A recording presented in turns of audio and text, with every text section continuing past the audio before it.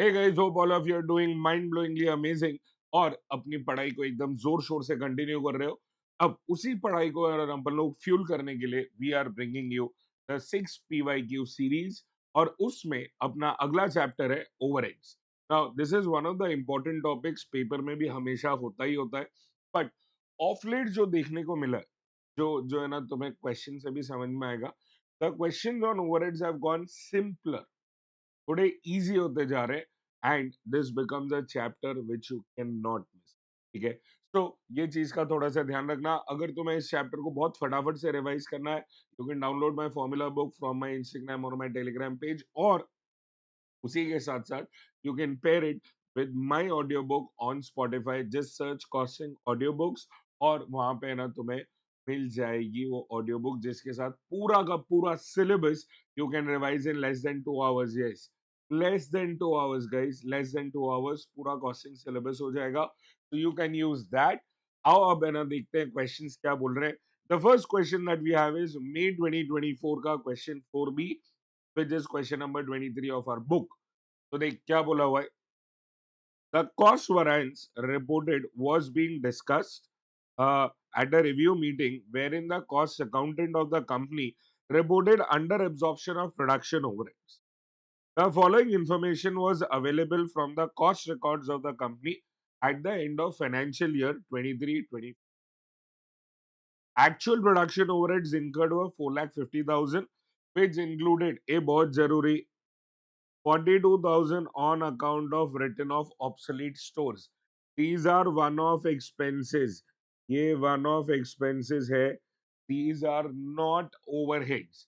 ये तो क्या है ना, अपने पास कोई और हेड नहीं होता इसको रिकॉर्ड करने के लिए, इसके लिए अपन लोग इनको लिख देते हैं under the head of overheads, but these are technically not overheads. तो जब अपन लोग अपना एक्चुअल ओवरहेड लिखेंगे, when we will write our actual overhead, we will not write 4,50,000, we will write 4,50,000 minus 42,000। तो यहाँ पे है ना 4,08,000 हो जाएगा अपना ओवरहेड का amount. Is that clear? This will become our actual overheads.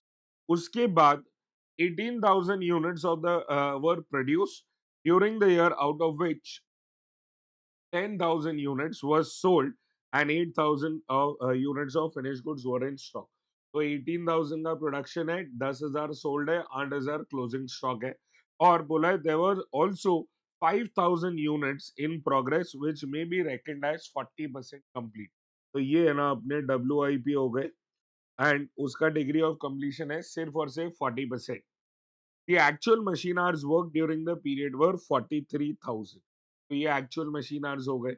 और बोला देख क्या है, ABC limited absorbs the production overhead at a pre determined rate of 8 पर मशीन। तो ये तुम लोग का एब्जॉर्प्शन रेट पर आवर इन्होंने ऑलरेडी दे दिया है। The absorption rate per hour is already and already given, तो ढूंढने की जरूरत नहीं है। On investigation, it has been found that 20% of the underabsorption of production overheads was due to defective planning, and the rest was attributable to normal increase in cost of indirect material and indirect labor. ये क्यों काम में आएगा अभी बताता हूँ। You are required to calculate the amount of underabsorption of overheads during the year 2024 and show the treatment of underabsorption of production overheads in the cost. So now यहाँ पे ना अपने को क्या करना पड़ेगा, we will have to first find out कि अपना अंडर एब्जॉर्प्शन या ओवर एब्जॉर्प्शन हुआ है या नहीं। ठीक है, तो सबसे पहले अंडर एब्जॉर्प्शन ओवर एब्जॉर्प्शन कैसे आएगा, अपन ये देखेंगे कितना पैसा आया और कितना चला गया। कितना पैसा आया उसको बोलते क्या है, अमाउंट एब्जॉर्ब या अमाउंट रिकवर्ड।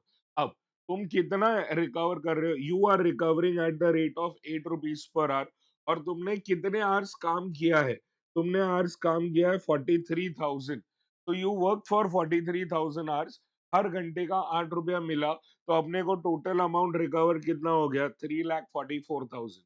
और उसके सामने अपन लोग को है ना खर्चा कितना लगा, वी स्पेंड 4,50,000, बट वो पूरे 4,50,000 ओवरहेड्स नहीं है, उसमें 42,000 जो है ना वो ओवरहेड नहीं मानेंगे, because it is a one time expense. ठीक है, तो यहाँ पे है ना अपन लोग को रिकवर हुआ 3,44,000, और चला गया अपनी जेब से 4,08,000, तो टोटल कितना हो गया अंडर एब्जॉर्प्शन 64,000, आया 33,44,000, गया 4,08,000, आया 344, गया 4,08,000, so that becomes under absorption of 64,000. अब अपना फ्लो चार्ट क्या बोलता है? What is the flow chart for under and over absorption? Are there any under absorbed overheads? Yes. Is the next question क्या है? Is the amount significant? Yes. हमेशा amount significant ही होता है. उसके बाद वाला कंडीशन बॉक्स क्या बोलता है? Is it due to own mistake? Is it due to own mistake? देख उन्होंने बोला है 20% was due to defective planning, तो वो जो 20% है ना इसका अंडर एब्जॉर्ब्ड ओवरहेड्स का, वो तो चला जाएगा. ओ सॉरी, ये 12,800 है. वो पूरा का पूरा चला जाएगा किधर? जाएगा कॉस्टिंग बीएनएल में. सर, अरे गलती भी तो तुम्हारी है ना यार, तो अगर गलती तुम्हारी तो पे कौन करेगा? तुम पे करोगे. और बचा हुआ अमाउंट जो है ना, ये वाला 80%, इसके लिए बनाएंगे अपन लोग सप्लीमेंट्री रेट. अच्छा, अगर ये फ्लो चार्ट देखना है तो अगेन मेरी फॉर्मूला बुक में जाओ, वहां पे तुम्हें मिल जाएगा इसको देखने के लिए. अब ये 51,200 जो है, दिस 51,200 दैट यू हैव, इसके लिए अपन सप्लीमेंट्री रेट क्रिएट करेंगे. अब ये सप्लीमेंट्री रेट का क्रिएशन कैसे होएगा? It is based on the number of units you produce. तुमने कितना प्रोडक्शन किया है ना, उसके ऊपर है. तो अब यहाँ पे प्रोडक्शन हुआ कितना है? दो चीजों का प्रोडक्शन हुआ है, फिनिश गुड्स का और डब्ल्यूआईपी का. इन दोनों को अपन लोग को ऐड करके देखना है टोटल प्रोडक्शन कितना हुआ है. तो देख, फिनिश गुड्स का प्रोडक्शन कितना हुआ है? 18,000. ये तो क्वेश्चन में बोल रखा है. देख यहाँ पे बोला है ना 18,000 यूनिट्स और प्रोड्यूस्ड, इतना तो फिनिश गुड्स बना लिया. अच्छा, डब्ल्यूआईपी भी तो बनाया है, 5,000 यूनिट डब्ल्यूआईपी है, बट वो अपन लोग एज इट इज ऐड नहीं कर सकते. देख, तुम फिनिश गुड्स के साथ डब्ल्यूआईपी कैसे ऐड करोगे बताओ? फिनिश गुड्स तो फिनिश है और डब्ल्यूआईपी तो अनफिनिश है ना. तो इसके लिए अपन लोग उसको कन्वर्ट करके लिखेंगे कि 5,000 यूनिट जो है ना, सिर्फ 40% कंप्लीट है, सिर्फ 40% कंप्लीट है, तो उसको 2,000 ही मानेंगे. तो नाउ 18,000 फिनिश गुड्स बनाया, 2,000 डब्ल्यूआईपी बनाया, टोटल हो गया 20,000 यूनिट. नाउ 51,200 जिसके लिए सप्लीमेंट्री रेट बनाना था, डिवाइड बाय 20,000 यूनिट्स, अपने को आ जाएगा सप्लीमेंट्री रेट 2.56 पर यूनिट. अब इस सप्लीमेंट्री रेट से तीन अकाउंट चार्ज करने. सबसे पहला अकाउंट कौन सा चार्ज करोगे? You will charge your finish goods account या कॉस्ट ऑफ सेल्स अकाउंट, जो भी मर्जी है. Cost of sales account charge कर लो for the units that you have sold. देख, क्वेश्चन ने क्या बोला था? 18,000 यूनिट तुमने बनाए थे, उसमें से 10,000 तुमने बेच दिए. तो जो बेच दिए वो है ना, उसका अमाउंट चला जाएगा कॉस्ट ऑफ सेल्स. 18,000 में से 10,000 बेचे, बचे कितने? 8,000. वो जाएगा फिनिश गुड्स अकाउंट में. 8,000 unit into 2.56 and WIP. WIP के यूनिट्स कितने मानेंगे? Will we consider 5,000? The answer is no. देख, बहुत सिंपल है. तुमने जब रेट कैलकुलेट किया था 2.56, तब 51,200 डिवाइड बाय 20,000 किया. 20,000 कैसे आया तुम्हें? जब तुम्हारा डब्ल्यूआईपी 2,000 गिना था, तो अभी भी डब्ल्यूआईपी को 2,000 ही गिनना है. Is that clear? समझ में आ गया? एंड दैट्स इट, है ना. चलो नेक्स्ट क्वेश्चन देखेंगे. दिस इज नवंबर 2023 का क्वेश्चन नंबर 3A. बहुत सिंपल क्वेश्चन है, बहुत ज्यादा सिंपल. तो यहाँ पे ना फटाफट से देख लेते हैं क्या बोला हुआ है. HCP Limited is a manufacturing company having two production departments P&Q and two service departments RNS.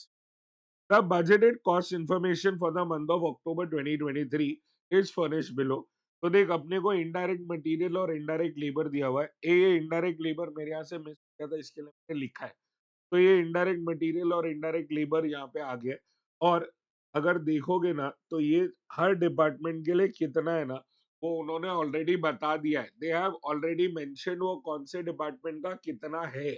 तो बस यहाँ पे ना इन ओवरहेड्स को क्या बोलते हैं? The overheads which are already known are called allocated overheads. ये अपने को डिवाइड करने की जरूरत नहीं है, ये इन्होंने ऑलरेडी डिवाइड करके दिया है. और उसके बाद आ जाएगा ये सारे का सारा, एक मिनट, ये आ जाएगा सारे का सारा अपोर्शन्ड ओवरहेड्स. अपोर्शन्ड ओवरहेड्स है. अब इस अपोर्शन्ड ओवरहेड्स में क्या क्या आएगा? What all will be there in the apportioned overheads, इसमें है factory rent, depreciation, power, security expenses for premises, insurance premium और सुपरवाइजर। और उसके बाद है ना अपने पास अलग अलग बेसिस दिए हुए हैं। बेसिस में देख अपने पास फ्लोर एरिया है, book value of machine, HP of machine, machine hours, number of employ और लेबर आवर्स। और आगे देख क्या बोला हुआ है, the overhead cost of the two service departments are distributed using step method. Step method मतलब कौन सा हो गया, द स्टेप लैडर मेथड, जिसको अपन लोग नॉन रेसिप्रोकल के नाम से भी जानते हैं। The non reciprocal method is also one of it. अच्छा, another name in the same order that is R N S respectively on the following base. R and S मतलब उन्होंने बता दिया है पहले कौन सा डिपार्टमेंट है। ये क्यों जानना जरूरी है, बिकॉज नॉन रेसिप्रोकल में क्या होता है, ओनली प्रदान, नो आदान। It is only give of service, not take of service. तो यहाँ पे आर सबको सर्विस देगा, that is S, P and Q, और एस सिर्फ सर्विस देगा पी और क्यू को। ठीक है। और उन्होंने बताया बेसिस क्या है, आर का डिवीजन का basis is number of employees, S का डिवीजन का बेसिस इज मशीन आवर्स। और अपने से मांगा दे क्या क्या है, prepare a statement showing the distribution of overheads to production departments, clearly showing the basis of distribution, मतलब वो प्राइमरी डिस्ट्रीब्यूशन बनाना है। और अपने को ये भी फाइंड करना है the total budgeted overheads for both the production departments after the service departments have been reapportion to them. तो रीअपोर्शनमेंट का स्टेप देना है। और थर्ड वाला आंसर है ना रॉन्ग है, तो अपन लोग उसके ऊपर थोड़ी देर बाद आएंगे। तो ना अपने पास देख, सबसे पहले तो प्राइमरी डिस्ट्रीब्यूशन बनाना पड़ेगा। प्राइमरी डिस्ट्रीब्यूशन कैसे बनेगा, थोड़ा सा ध्यान दो। अपने पास एलोकेटेड ओवरहेड्स तो है ही है, और उसके अलावा अपने पास ये सारे ओवरहेड्स है। अब देखते हैं इसको कैसे कैसे डिवाइड कर सकते हैं। तो देख, फैक्ट्री रेंट अपन लोग कौन से बेसिस पे डिवाइड कर पाएंगे, यहाँ पे देख तुम्हारे बेसिस दिए हुए हैं। फैक्ट्री रेंट कौन से बेसिस पे हो सकता है, it can be on the basis of floor area. Depreciation on machinery है, depreciation on machinery will be on book value. Power बहुत बहुत बहुत इंपॉर्टेंट, हमेशा ध्यान रखना। पावर के टाइम पे दो चीजें हो सकती है, या तो तुम सिर्फ एचपी कर सकते हो, और अगर तुम्हें मशीन आवर्स दिए हैं, अगर एचपी के साथ साथ मशीन आवर्स दिए हैं, तो it will be HP into machine hours का रेशियो। इस क्वेश्चन में मशीन आवर्स भी है, एचपी भी है, तो it will be HP into machine hours का रेशियो। प्लीज वहां पे गलत मत हो जाना। तो power will be on the basis of HP into machine hours का रेशियो, है ना। उसके बाद है security expenses for factory premises. अब देख, प्रेमाइस सॉरी, प्रेमाइसेस का तुम्हारा है ना जो सिक्योरिटी एक्सपेंसेस है। अब if it is for the entire premise, if it is for the entire premise, तो जितना बड़ा प्रेमाइस उतना ज्यादा सिक्योरिटी एक्सपेंस। मतलब security as an expenses based on what, floor area. उसके बाद इंश्योरेंस दिया हुआ है मशीनरी का, ये कौन से बेसिस पे डिवाइड होगा, the insurance of machinery is divided on the basis of book value. And last में सुपरवाइजर। एक सुपरवाइजर का काम क्या होता है, सुपरवाइज करना, पर वो सुपरवाइज किसे कर रहा है, नंबर ऑफ वर्कर्स को। So supervisor expenses will be on the basis of number of workers.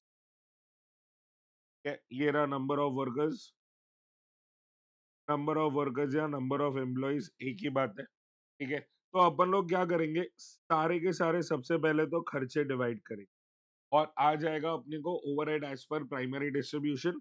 ये बनाते वक्त हमेशा पहला चीज का ख्याल क्या रखना है, अपने पास एलोकेटेड ओवरहेड्स है, इनडायरेक्ट मटेरियल, इनडायरेक्ट लेबर, ये अपने को डिवाइड करके दिया था।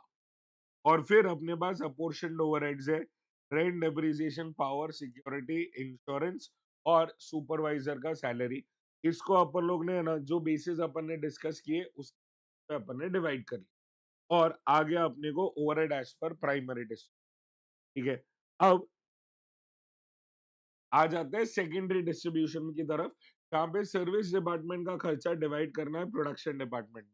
अब ये करते हो स्टेप लैडर मेथड में। स्टेप लैडर मेथड में थोड़ा सा ध्यान रखना, हमेशा पहले सर्विस डिपार्टमेंट लिखना है और फिर प्रोडक्शन डिपार्टमेंट। और सर्विस डिपार्टमेंट में भी वो डिपार्टमेंट जो सबको सर्विस दे रहा है। तो देख क्वेश्चन पे आ जा, उन्होंने क्या बोला था, कौन सा ऑर्डर मेंटेन करना है, आर एंड एस। तो अपन लोग है ना यहाँ पे पहले आर लिखेंगे, फिर एच, फिर the production department P and Q. उसमें है ना क्या क्या आ जाएगा, सबसे पहले तो overhead as per primary distribution, जो यहाँ से फाइंड किए। और अब अपन लोग रीअपोर्शन करेंगे आर को, कौन से बेसिस पे, क्वेश्चन ने बोला है नंबर ऑफ एम्प्लॉयज के बेसिस पे। पर अब है ना थोड़ा ध्यान देना भाई, नंबर ऑफ एम्प्लॉयज ये रहा, ठीक है। तुम डिस्ट्रीब्यूट कर रहे हो आर, तो अगर आर डिस्ट्रीब्यूट कर रहे हो तो आर के नंबर ऑफ एम्प्लॉयज काउंट मत करना। तुम अपना ही खर्चा अपने आप को नहीं दे सकते, तो गलती से भी वहां पे वो डिस्ट्रीब्यूशन करना नहीं। तुम्हें डिस्ट्रीब्यूट कैसे करना है, तुमने आर के बाद कौन सा डिपार्टमेंट लिखा है, तुमने लिखा है एस, तो 4, फिर लिखा है तुमने टी, फिर 10, और फिर लिखा है क्यू विच इज 30। तो तुम्हें डिस्ट्रीब्यूट करना है 4:10:30 के रेशियो में। यहाँ पे ना काफी बार है ना अमाउंट तो सही लिख रहे हो, पर गलत डिपार्टमेंट में सामने लिखने का बहुत ज्यादा स्कोप होता है। तो इसके लिए ये ध्यान में रखना, तुमने अपने सोल्यूशन में आगे कौन सा डिपार्टमेंट लिखा है। तुमने लिखा है एस, तो उसके एम्प्लॉइज है 4, फिर लिखा है पी जिसका है 10, और क्यू है जिसका है 30। तो अपन लोग जब रीअपोर्शन करेंगे तब 4:10:30 के रेशियो में करेंगे, क्योंकि तुमने आर के बाद एस, पी और क्यू लिखा हुआ है। That clear. और उसके बाद है ना तुम लोग रीअपोर्शन करोगे एस को। एस कौन से बेसिस पे रीअपोर्शन करना है, एस के रीअपोर्शनमेंट है on the basis of machine hours, machine hours के बेसिस पे। पर अब एस किसे डिस्ट्रीब्यूट होगा, जो एस के आगे, एस के आगे कौन है, सिर्फ पी और क्यू है, ठीक है। तो पी और क्यू के बेसिस पे डिस्ट्रीब्यूशन होगा on the basis of machine hours. 4000 और 1000 का रेशियो है, तो यहाँ पे 4000 और 1000 का रेशियो है। और उसके बेसिस पे ना अपन लोग डिस्ट्रीब्यूट कर लेंगे एच डिपार्टमेंट का कॉस्ट। तो 72/536 ये 4000 और 1000 के रेशियो में डिवाइड हो जाएगा, और आ जाएगा तुम्हें overheads as per secondary distribution. अब लास्ट पार्ट में है ना इन्होंने एक सवाल पूछा था, calculate the most appropriate overhead absorption rate for each production department. अब है ना ये मुझे थोड़ा सा रॉन्ग लगता है। इन्होंने क्या किया है समझ ले, पी और क्यू, पी तुम लोग कौन से बेसिस पे है ना फाइंड कर पा रहे हो, कोई बेसिस दिया हुआ है क्या तुम्हें बताया है कि पी कौन से बेसिस पे डिवाइड होना चाहिए, या उसका मेन क्या है, इज इट मशीन आवर्स और लेबर आवर्स, ये तो बोला ही नहीं है। ना तो है ना ऐसा क्यू के लिए बोला है। इन्होंने क्या किया, पी को डिवाइड कर दिया मशीन आवर्स से, क्यू को कर दिया लेबर आवर्स से, और उन्होंने बोल दिया it is assume that it is so. Wrong है, मतलब कुछ भी मन में तुम अज्यूम नहीं कर, ऐसे तो मैं कुछ भी आगे पीछे अज्यूम कर लूं। मैंने कर लिया कि मेरे को पेपर में 120 मार्क आने वाला है, आउट ऑफ होने वाला है क्या, नहीं ना। तो ये बकवास था, ये है ना ये जेन्युइनली बकवास सोल्यूशन था। उनने क्या किया, पी और क्यू है ना एक कोड कर दिया मशीन आवर्स पे, एक कर दिया labour, which I think is wrong, but that is what is done. तो मैं बता रहा हूँ कि ओवरहेड्स आ गए एज पर सेकेंडरी डिस्ट्रीब्यूशन, उसको मशीन आवर्स और लेबर आवर्स से डिवाइड कर लो और तुम्हें रेट आ जाए। So that is what you have in this particular question. Let's meet the next for the next question after a quick break. हाँ जी sir, तो continue कर रहे हैं अपन लोग अब question number 2A of the November 2022 exam. ये वाला question मशीना रेट पे है, बहुत बेसिक क्वेश्चन है, आके देख ले क्या बोल रहे हैं। तो बोला गया है, USP limited is the manufacturer of double grip motorcycle tyres. In the manufacturing process, it undertakes three different jobs, namely vulcanizing, brushing, and stripping. So, तीन jobs है, vulcanizing, brushing, and stripping. All of these jobs require the use of special machine and also the aid of robot when necessary. थोड़ा सा ध्यान देना, यहाँ पे अपने पास दो एसेट है, एक तो मशीन है ही है, एक रोबोट भी है, ठीक है। The robot is hired from outside and the higher charges paid for every 6 months is 2,70,000। तो ये रोबो का खर्चा हो गया। और क्या बोला आगे, an estimate of overhead expenses relating to the machine. तो अब जो है वो मशीन का खर्चा है। क्या क्या बोला है देख, रेंट दिया हुआ है for a quarter 18,000। The cost of special machine is 19,20,000 and depreciation is charged at 10% per annum on straight line basis। तो 19,20,000 की मशीन में 10% है ना अपने को खर्चा दे दिया है डेप्रिसिएशन का। And other indirect expenses are recovered at 20% of direct wages. और नेक्स्ट लाइन में बोला है देख, the factory manager has been inform that in the coming year the total direct wages will be 12 lakh. तो 12 लाख का 20% जो है that will become our indirect wages, ठीक है। And will be incurred evenly throughout the year. But ये 12 लाख पूरे साल का है, ध्यान से। During the first month of operation, एक महीने में, the following details are available from the job book. तो अपने को देख क्या क्या बोला है, number of hours the special machine was used without the aid of robot, with the robot. मतलब यहाँ पे ना ये वाले आवर्स में भी मशीन चला है, ये वाले आवर्स में भी मशीन, इसमें ओनली मशीन चला है, इसमें मशीन प्लस रोबोट दोनों चले। और अपने से मांगा दे क्या है, you are required to calculate the machine rate for the company as a whole for the month a when the robot was used and when the robot was not used. और फिर है ना compute the machine rate for individual jobs vulcanising brushing and stripping. अब समझ, यहाँ पे तुम्हारे पास दो एसेट है और वो दोनों एसेट जो है ना वो अलग अलग ऑपरेट कर रहे हैं और the machine is being used through out. पूरा टाइम मशीन तो चल ही रही है। तो तुम्हारा रोबोट है ना वो चल रहा है कि नहीं चल रहा है वो सर्कमस्टेंशियल है। तो अपन लोग यहाँ पे क्या करेंगे ना, will calculate two rates. Rate number one will be for machine, rate number two will be for the computer robot, ठीक है। तो अब देख मशीन में अपने पास क्या क्या खर्चा है। सबसे पहले तो वो रेंट है, फिर डेप्रिसिएशन है और अदर इनडायरेक्ट एक्सपेंसेस है। पहले वो देख लेते हैं। तो देख रेंट बोला था फॉर अ क्वार्टर है, तो क्वार्टर में 3 महीने तो एक महीने का 6,000। उसके बाद है ना डेप्रिसिएशन 19,20,000 का 10%, बट वो भी पूरे साल का है तो डिवाइड बाय 12। और इनडायरेक्ट वेजेस वो 12 लाख का 20% होएगा but for the whole year, तो डिवाइड बाय 12। ऐसे करके है ना अपने को तीन खर्चे मिल गए मशीन के।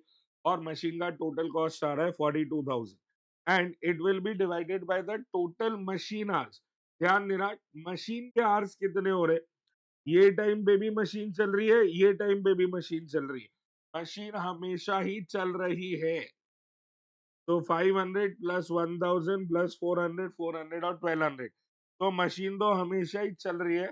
तो अपने को मिल जाएगा मशीन आर रेट, ठीक है। और इसी के बाजू में है ना अपन रोबो का भी कैलकुलेशन कर लेते हैं। रोबो में तो कॉस्ट तो एक ही था, वो 2,70,000 जो था, बट वो 6 मंथ्स के लिए था।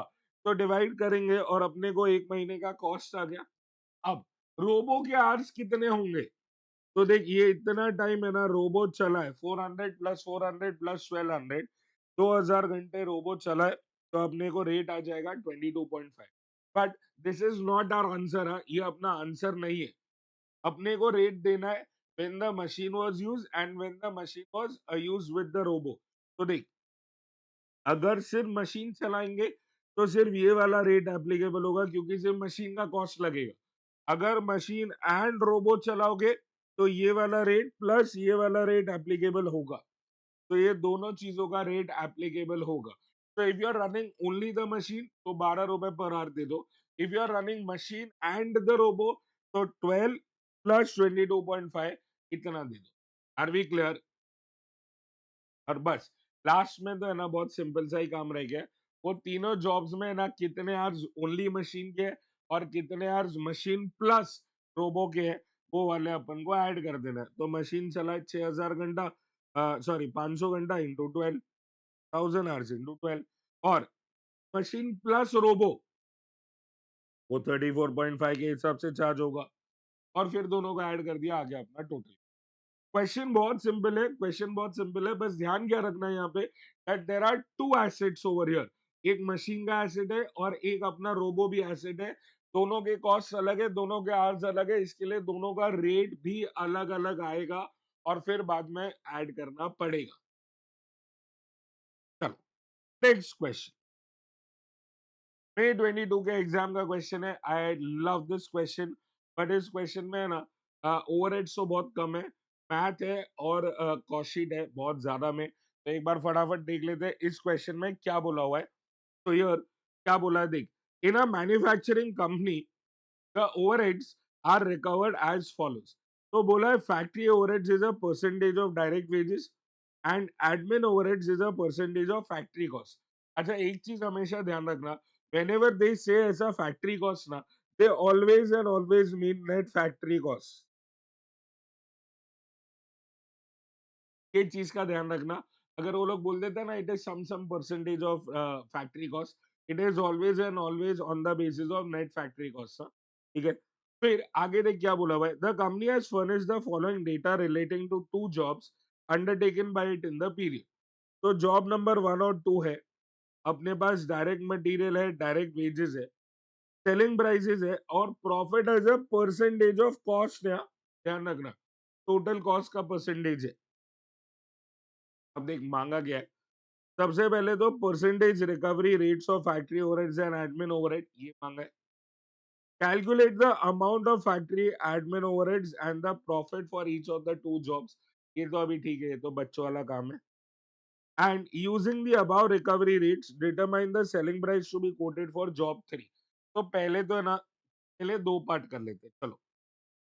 अब शुरुआत कैसे होगी ये बहुत जरूरी है।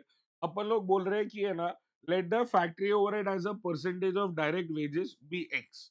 ठीक है, परसेंटेज ही पूरा एक्स ले रहे हैं, और admin overhead as a percentage of net factory cost be Y. अब देख, अपने पास डायरेक्ट मटेरियल दिया है, डायरेक्ट लेबर दिया है क्वेश्चन में, तो प्राइम कॉस्ट आ गया।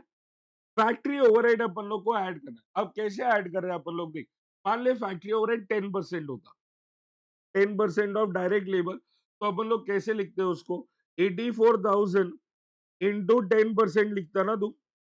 तो अब अपन ने इस 10% को एक्स मान लिया, तो ये क्या हो गया अब, 84,000 एक्स। समझ में आ रहा है, मैं ये पूरा 10% है ना, इसी को ही एक्स मान लिया है, तो 84,000 एक्स हो गया ये। एंड उससे अपने को ग्रॉस और नेट फैक्ट्री कॉस्ट आ जाएगा, वो कितना है। अच्छा सर, ग्रॉस और नेट फैक्ट्री कॉस्ट स्लैश करके क्यों लिख दिया, अरे क्योंकि पगले अपने पास ओपनिंग क्लोजिंग डब्ल्यूआईपी थोड़ना है, तो gross and net will be the same. तो यहाँ पे है ना क्या आया, 1,92,000 plus 84,000 x, this will be your net factory cost. इसके बाद अपन लोग एडमिन ओवरहेड्स ऐड करेंगे, which is a percentage of net at factory cost. अब कैसे होगा, ये पूरा 1,92,000 प्लस 84,000 एक्स, ये पूरा तुम्हारा net factory cost the whole into Y, the whole into Y. Similarly यहाँ पे 75,000 अपना डायरेक्ट मटेरियल है, 60,000 अपना क्या है, डायरेक्ट लेबर, 1,35,000 हो गया प्राइम कॉस्ट, और फिर 60,000 का 10% अगर है तो अपन लोग कैसे, 1000 इंटू 10%, अब ये हो गया 60,000 एक्स अपना फैक्ट्री ओवरहेड्स।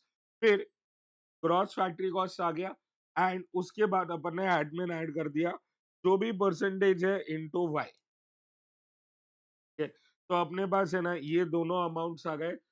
एंड अब यहाँ से रिवर्स वर्किंग चालू करेंगे, क्योंकि देख एडमिन के बाद अपने को कॉस्ट ऑफ प्रोडक्शन आ गया, ओपनिंग क्लोजिंग अपने पास फिनिश गुड्स नहीं है, तो वही कॉस्ट ऑफ गुड्स सोल्ड है। उसके बाद अपने पास सेलिंग एंड डिस्ट्रीब्यूशन नहीं है, तो वही कॉस्ट ऑफ सेल्स भी है। तो अपना सब कुछ यही हो गया। और क्वेश्चन ने क्या बोला है, profit is a percentage of cost, तो मैं कॉस्ट को 100 ले रहा हूँ, प्रॉफिट 12 और सेल्स आ गया 112।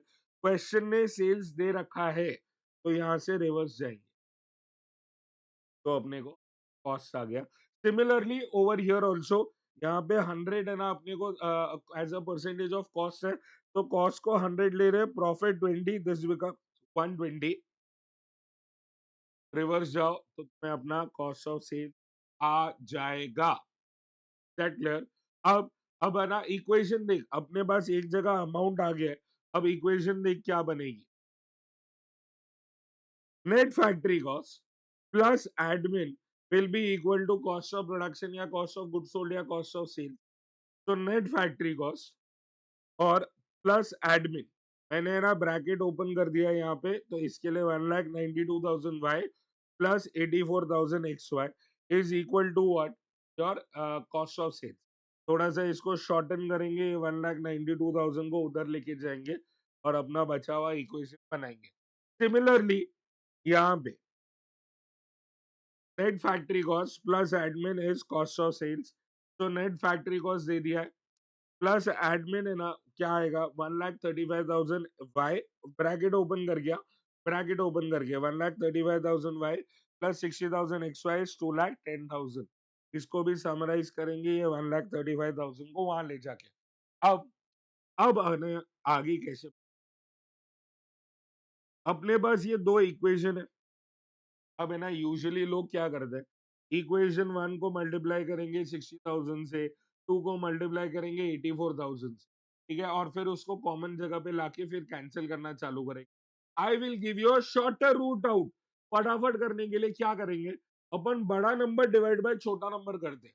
तो देख 84,000 डिवाइडेड बाय 60,000, बड़ा नंबर डिवाइड बाय छोटा नंबर किया ना तो 1.4 आ रहा है। तो अब है ना, जो भी छोटा इक्वेशन है ना उसको 1.4 से मल्टीप्लाई कर दो, तो है ना 84,000 इंटू 60,000 एंड 60,000 इंटू 84,000 का आंसर होती है नहीं। अपन लोग क्या करेंगे, सीधा का सीधा शॉर्टकट में जो सेकंड वाला इक्वेशन है ना उसको 1.4 से मल्टीप्लाई कर देंगे। तो 60,000 इंटू 1.4, 1,35,000 इंटू 1.4, ये 60,000 इंटू 1.4 और 75,000 इंटू 1.4, ये इक्वेशन बनेगी। This is the equation that we will get. अब उसके सामने है ना, अब अपना जो पहला इक्वेशन है ना वो माइनस कर देते। तो अब देख क्या हुआ, 84,000 और 84,000 माइनस 84,000 और 80 एक्स वाई माइनस, तो अपने पास बचा क्या, सिर्फ वाई बचा -3,000 और यहाँ पे -600। सब्स्टिट्यूट करोगे तो माइनस माइनस प्लस हो जाएगा, 6,000 डिवाइडेड बाय 3,000, 0.2 और 20%। वाई क्या था, what was Y, Y was admin overheads. अब उसी को ही है ना, उसी को ही है ना, अपन लोग सब्स्टिट्यूट कर लो, कहीं पे भी, कहीं पे भी सब्स्टिट्यूट कर ले, तेरे को आंसर आ जाएगा कोई भी इक्वेशन में। मैंने फर्स्ट इक्वेशन में सब्स्टिट्यूट किया है 84,000 एक्स, वो तो एज इट इज है। 1,90,000 92,000 वाई था तो उसको 20% लिख दिया। 84,000 एक्स वाई था तो 84,000 एक्स तो एज इट इज रहेगा, पर वाई अब हो जाएगा 20%। तो यहाँ पे है ना 1,05,600 आ जाएगा। तो अब यहाँ पे ना इसको सॉल्व करोगे तो तुम्हें ना x का वैल्यू में जाएगा which comes to 66.66%। This was the math, interesting math, heavy math, but math. अब लास्ट में है ना, अपने को है ना वो जॉब नंबर 3 का वैल्यू ढूंढ के, उसमें उन्होंने ऑलरेडी बोल दिया मटेरियल और लेबर कितना है। फैक्ट्री ओवरहेड्स अपन ने ढूंढ दिया था, it was 66.6 on direct labour, तो अपन लोग वो ऐड कर देंगे डायरेक्ट लेबर पे, और अपने को आ जाएगा gross and net factory cost. उस नेट फैक्ट्री कॉस्ट का 20% ऐड करेंगे अपन लोग, अपने को आ जाएगा कॉस्ट ऑफ सेल्स। बट ये बार है ना ध्यान रखना, उन्होंने बोला है profit is a percentage of sales, तो सेल्स को 100, तो कॉस्ट हो जाएगा 85, क्रॉस मल्टीप्लाई करोगे, क्रॉस करोगे तो अपने आप आंसर आ जाएगा। That clear? चलो, तो दैट्स इट फॉर नाउ। एक क्वेश्चन और बाकी है, but with a short break I will come back and we finish that question. Yes sir, तो लास्ट क्वेश्चन जो आया था that was July 2021, question number 1 B, अपनी बुक का क्वेश्चन नंबर 3 है। अब देख क्या बोला हुआ है, SNS trading company has 3 main departments and 2 service departments, the data for each of the department is given below. तो देख मेन डिपार्टमेंट, ये मेन डिपार्टमेंट मतलब क्या हो जाएंगे, these will be your production departments. ये तुम्हारे प्रोडक्शन डिपार्टमेंट्स बनेंगे। To have purchase packing and distribution, और सर्विस डिपार्टमेंट है मेंटेनेंस एंड पर्सनल। नाउ क्या बोला हुआ है? The cost of maintenance department and personnel department is distributed on the basis of area in square metres and number of employees respectively. और मांगा देख क्या है? They have asked you to prepare a statement showing the distribution of expenses of service department to the main department using the step ladder method of overhead distribution. Step ladder का मतलब क्या हुआ? The non reciprocal method. But इसमें क्या problem है? What is the problem here? Problem ये है, इन्होंने अपने को ऑर्डर नहीं बताया है, मेंटेनेंस पहले आएगा या पर्सनल पहले आएगा। देख, कभी भी ध्यान रखना, सर्विस नॉन रेसिप्रोकल मेथड या स्टेप लैडर हुआ तो इसमें ये जानना बहुत जरूरी है कि ना कौन सा मेथड एप्लीकेबल है, कि कौन पहले अप्लाई करेगा, कौन पहले डिस्ट्रीब्यूट करेगा, ये जानना बहुत जरूरी है। Will it be maintenance first और पर्सनल फर्स्ट? अब इंस्टीट्यूट का ना यहाँ पे एकदम ही कुछ नया निराला ही कर, इन्होंने क्या किया, जो क्रोनोलॉजी में पहला लिखा था ना, वही उन्होंने पहला ले लिया। तो इसका मतलब क्या हुआ? जब अपन लोग डिस्ट्रीब्यूशन समरी बनाएंगे, उसमें सर्विस डिपार्टमेंट पहले और प्रोडक्शन डिपार्टमेंट बाद में, ये तो लिखने ही वाले। सर्विस डिपार्टमेंट में भी सबसे पहले कौन सा? मेंटेनेंस डिपार्टमेंट लिख रहे। मेंटेनेंस लिखने के बाद फिर पर्सनल, फिर परचेज पैकिंग और डिस्ट्रीब्यूशन। ठीक है। अब सबसे पहले अपन लोग कौन सा डिस्ट्रीब्यूट कर रहे हैं? Maintenance department. Maintenance department is on the basis of area in square metre. Area तो सबका दिया हुआ है, पर है ना, वापस से अपना ही डिपार्टमेंट अपने आप को डिस्ट्रीब्यूट नहीं करेगा। आ रहा है, अपने आप को ही डिस्ट्रीब्यूट नहीं करना है। अपन लोग कैसे डिस्ट्रीब्यूट करेंगे? S personal, purchase, packing, distribution. हमेशा ध्यान रखना ऑर्डर का, यहाँ पे ऑर्डर यहाँ पे क्या होगा? पर्सनल, परचेज, पैकिंग और डिस्ट्रीब्यूशन। तो 6,40,000 यहाँ से निकाल देंगे और पर्सनल, परचेज, पैकिंग और डिस्ट्रीब्यूशन में ऐड कर देंगे, और उसके बाद पर्सनल डिपार्टमेंट को रीडिस्ट्रीब्यूट करेंगे। That is on the basis of number of employees. हमेशा ध्यान रखना, हमेशा ध्यान रखना, your non reciprocal is a forward looking method. मतलब जो भी डिपार्टमेंट आगे है सिर्फ उन्हीं पे डिस्ट्रीब्यूट होगा, कभी भी पीछे जाके डिस्ट्रीब्यूट करना मत। तो योर मेंटेनेंस डिपार्टमेंट ये सारे के सारे आगे डिस्ट्रीब्यूट होंगे, और उसी तरीके से पर्सनल डिपार्टमेंट उसके आगे जो है वो डिस्ट्रीब्यूट करेंगे। तो मेंटेनेंस अपन ने डिस्ट्रीब्यूट किया पर्सनल, परचेज, पैकिंग, डिस्ट्रीब्यूशन में, और पर्सनल करेंगे सिर्फ परचेज, पैकिंग और डिस्ट्रीब्यूशन में। तो यहाँ पे personal will be on the basis of purchase, packing and distribution. अब यहाँ पे है ना, पर्सनल डिपार्टमेंट को यहाँ से माइनस करके परचेज, पैकिंग एंड डिस्ट्रीब्यूशन में डिस्ट्रीब्यूट करेंगे on the basis of number of employees, 800, 1700 और 700। तो उस रेशियो में ये कॉस्ट डिवाइड हो गया। आ गया तुम्हें overhead as per secondary distribution, which is the first requirement. अब सेकेंड रिक्वायरमेंट में देख क्या बोला हुआ है? You are required to compute the rate per hour of each main department, given that the purchase, packing, and distribution department works for 12 hours, 24 hours, and 8 hours a day, respectively. Assume that there are 365 days in a year and no holidays. तो देख, अपने को अब hours दे दिए, purchase, packing और distribution में कितने कितने आवर्स काम होने वाला है वो दे दिया है। अपने को सिर्फ डिवाइड करना है और आंसर लेके आना है। तो देख, overhead as per secondary distribution तो ऑलरेडी आ गया, डिवाइड कर लो आवर्स से। आवर्स कितने हैं? Purchase is working for 12 hours, packing is working for 24 hours, distribution is working for 8 hours. ये लोग इतने आवर्स पर डे काम कर रहे हैं, and they are working for all the 365 days. Multiply करो आवर्स से इनटू द डेज, अपने को टोटल आवर्स आ जाएंगे, और ये टोटल आवर्स को है ना, अपन लोग ओवरहेड पर आवर करके डिवाइड करके, that finishes your overhead chapter in 39 minutes some seconds. I hope you have enjoyed everything and you have understood also what was supposed to be understood. अगर वो हुआ है, अगर ये मेहनत तुम्हें अच्छी लग रही है, then do drop a like and a comment and do subscribe to the channel. I will keep on coming with such videos which help your prep. Okay? So that is all from my end until and unless I start, come up out till then.